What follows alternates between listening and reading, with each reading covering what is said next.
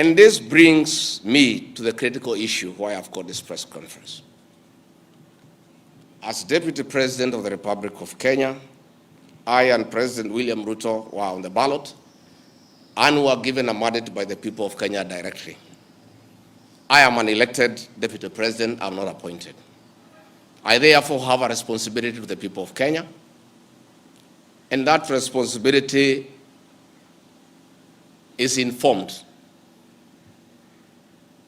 by my belief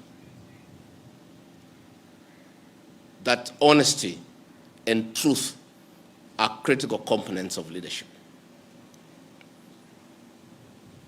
We have lost lives, property destroyed, anarchy, fear, uncertainty. How did we get here? How did we get here? We were just elected the other day as a very popular government. Where did the rain begin to beat us? Where did we stop listening to the people? President William Ruto and I were the darling of the Kenyan people by listening to them, by engaging them.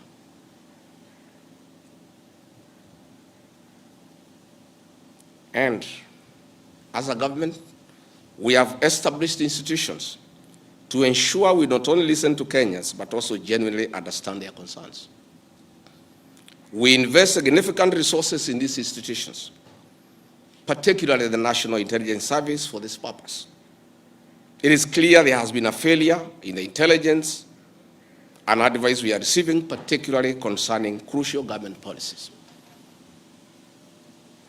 The President of the Republic of Kenya today has admitted that it has come to his attention that the people of Kenya did not want anything to do with the Finance Bill 2024.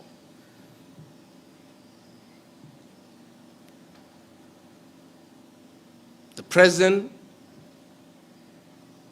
has now agreed that we need to listen to the people. And I sympathize with my boss, President William Ruto, because this information was not available to him.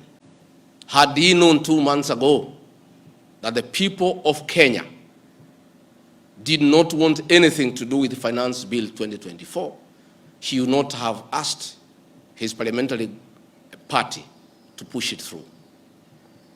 Yet, we have an organization paid by the public to give him and government such information. And that is where the problem is. We have a dysfunctional National Intelligence Service that has exposed the President, the government, and the people of Kenya. Had the National Intelligence Service briefed the President 2 months ago about how the people of Kenya feel about the Finance Bill 2024, so many Kenyans would not have died. Property would not have been destroyed. Offices would not have been touched. There would have been no mayhem. But they slept on the job. It had to take people to die, property to be destroyed, protests across the country for the President to know the truth of what the people of Kenya feel. Yet, there is an organization paid for by the public to brief the President and the government about the feeling of the Kenyan people. Officers of the National Intelligence Service, officers of the National Police Service have told me in confidence they did not get advance intelligence briefs about the magnitude of the protest in Eldoret, in Kericho, in Nairobi, in Githurai, in Embu, in Nyeri. Since independence, there has been protests around Parliament. Never have protesters invaded and gotten inside Parliament. Senior officers have told me in confidence they did not have an advance intelligence brief about the intensity of the protest so that they prepare in advance. The National Intelligence Service slept on the job. And the problem is simple. The Director General of the National Intelligence Service, Noording Haji, was a junior officer in the National Intelligence Service before he was appointed as DPP. When he was appointed to the office of the Director General, because of inferiority complex, he chased away all the people who were senior to him when he was in the service, therefore crippling the capacity of that service and making it dysfunctional. 3 directors were chased away and reassigned to desk jobs in ministries across government. 13 assistant directors, men and women with proven track record of intelligence collection and analysis, were removed from the National Intelligence Service, leaving a shell under a clueless Director General who has no capacity to run the organization. The security sector was caught off guard by the intensity, the anger of the Kenyan people, the agitation of the Kenyan people, the resilience of the Kenyan people. Had Noording Haji done his job, we will not be where we are today. He has no capacity. He is out of the country most of the time on business trips.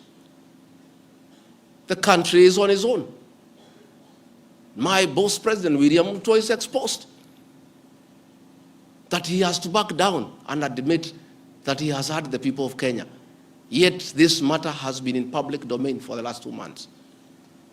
I want to say that Noording Haji must take responsibility for the deaths that occurred. He must take responsibility for the mayhem.